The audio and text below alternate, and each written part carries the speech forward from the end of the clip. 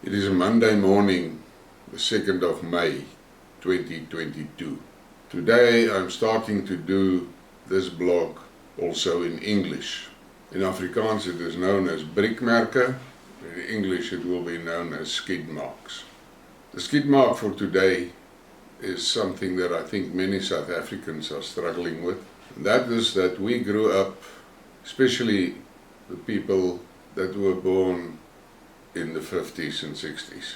We grew up with a sort of worshipping for America. Because America was their far off land, something that we all dreamed about, and we heard about all the wonderful things happening there. But in the recent years, I have become disillusioned with America. The first thing that really irritates me is their continuous involvement in wars all over the world. They stumble from the one war to the other. My whole life, I cannot think of a time that there was no wars. The only president that didn't make a huge mistake by getting involved in wars was Donald Trump. And I know, it may not be very cool to have anything positive to say about Donald Trump, but let's leave that there. The fact of the matter is, he did not get involved in wars, and actually he wound down a lot of them. And he also was instrumental in getting some peace in the Middle East, but he has left the room. And the current crop of American politicians, for me as a conservative South African, I cannot understand how it is possible that a country like America, which I always saw as a conservative country, a country with good moral values and decent people.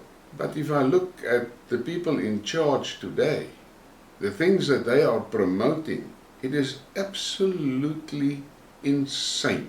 There is this major gender confusion. Even a judge for the Supreme Court cannot tell the world what is a woman.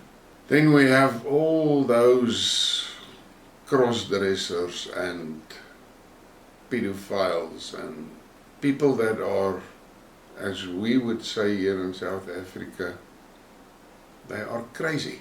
But it's not craziness only. They are godless. And that is something that I cannot understand. Being a Christian myself, there are certain values that my family maintains. And the things that I see in America among the ruling class, it is absolutely shocking.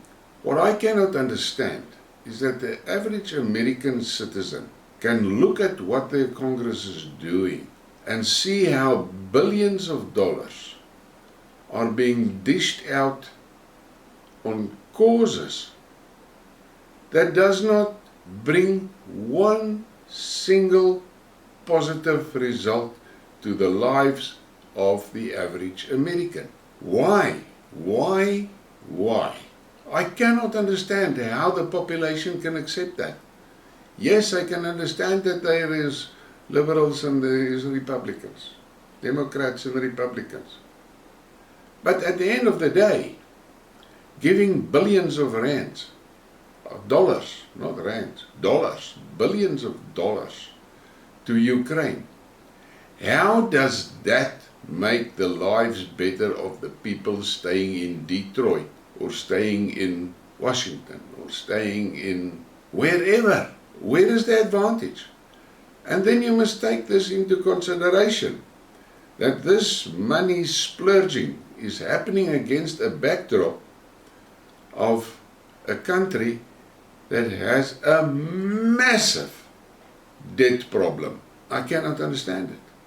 A country that is now struggling under inflation. How is it possible that the American public is allowing their leadership to continue doing these things that are making the American citizen poorer?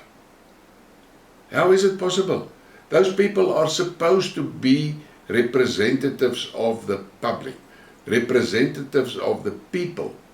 But as I said in one of my other video blogs in Afrikaans, we are struggling because since the late 80s, this new phenomenon was born of professional politicians. They are no longer there representing the people. It is a profession for them, and all they are interested in is keeping their seats warm and well padded. And corruption is running rife all over the political spectrum, not only in America, in almost every other Western country in the world. That is the thing. A country like China, corrupt politicians are rooted out and executed. Say about China what you like, but they clean up these corrupted officials. But in the West, these people are in extremely powerful positions with no brakes on them. I cannot understand this. For me, it is my personal opinion that we are witnessing the final days of the Western Empire. And I think that America is struggling with the fact that their days as being the global superpower is over. We are moving into a new era of multipolarities. The West, they try to tell the world that they represent the world opinion, which is just simply not true. The combined West started this war, economic war with Russia, and they promote it as if it is the world's opinion that the economic war must be fought with Russia.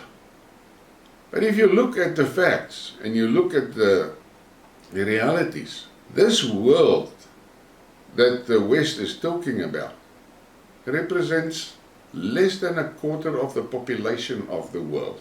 There are a huge population in South America, Africa, Asia, Central Asia, the Far East, and the Middle East. That is not part of this bloc that wants to fight Russia on economic level.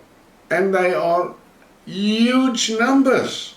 The so-called combined West that started this thing in the United Nations, they represented just over 1 billion people. And you take a country like India, one country, 1.4 billion people. China, 1.6 billion people. So where is this fairy tale global opinion that the Western politicians are talking about? It does not exist. I think the time has come for America to make peace with the fact that their global reign is over, and they adjust their attitude to live in a world of multiple strong economic blocs, and that they work to earn the respect of the world. If you walk in Central Africa, Northern Africa, Middle East, the people there, the general population, despise the Americans. I was in a situation from 2004 until 2009, I spent a lot of time in the Middle East. And my host told me the first day that me and my partner must be careful when we go out into public. They said to me that I don't have a problem because I've got a dark skin and I've got dark eyes and I had black hair in those days. They said to me, Mr. Collane, you look like an Arab. But your partner, he looks like an American. And you must understand that there are people here that hate the Americans. It was funny to hear them say that. I mean, there was a hell of a strong American presence there.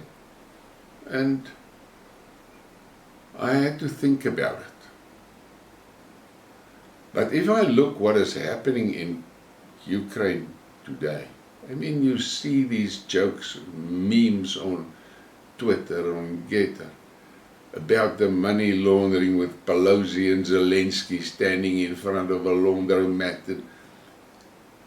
Yeah, it is funny, but it's actually sick.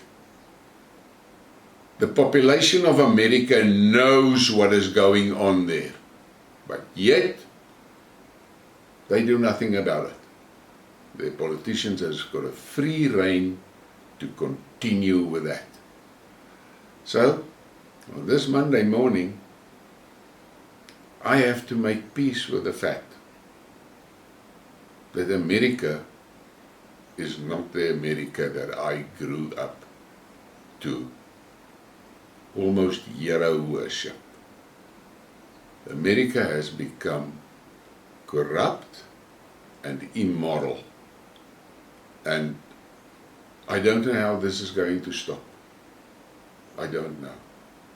In Africa, if something like that happens and a government falls out of favor with the people, it's a matter of days.